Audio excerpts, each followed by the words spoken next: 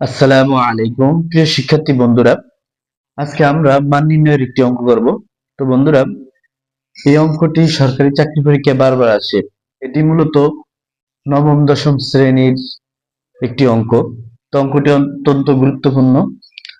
তো দেখেন, যদি a ইকুয়াল √3 + √2 হয়, তবে প্রমাণ করো যে a³ + 1/a³ ইকুয়াল 18√3।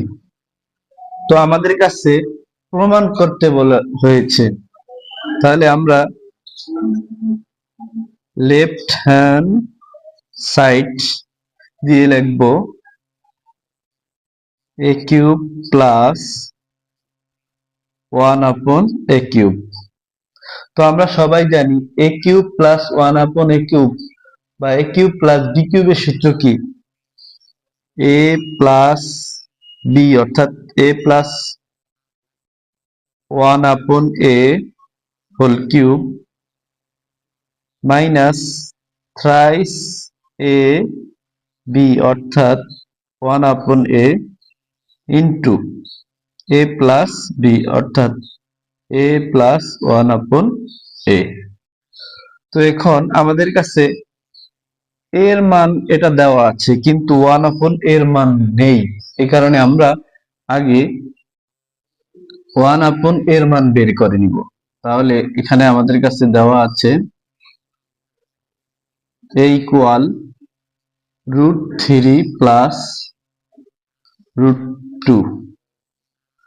তো বন্ধুরা, আমরা জানি যে এই এর নিচে একটা 1 আছে, আবার এটার নিচে একটা 1 আছে। তো আমরা যদি এটাকে বিপরীতকরণ করি, অর্থাৎ 1টাকে উপরে পাঠিয়ে দেই,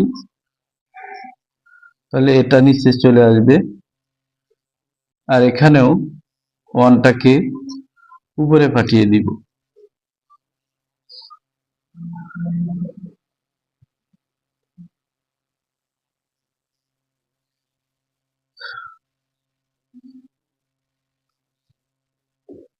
তো এখন আমরা এই হরের বিপরীত যেটা আছে সেটা দ্বারা লব এবং হর উভয়টাকে গুণ করব। তাহলে 1কে যদি এই হরের বিপরীত অর্থাৎ √3 - √2 দ্বারা গুণ করি, তাহলে এটাই হবে।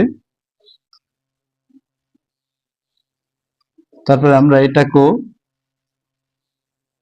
এটার বিপরীতটা দ্বারা গুণ করব।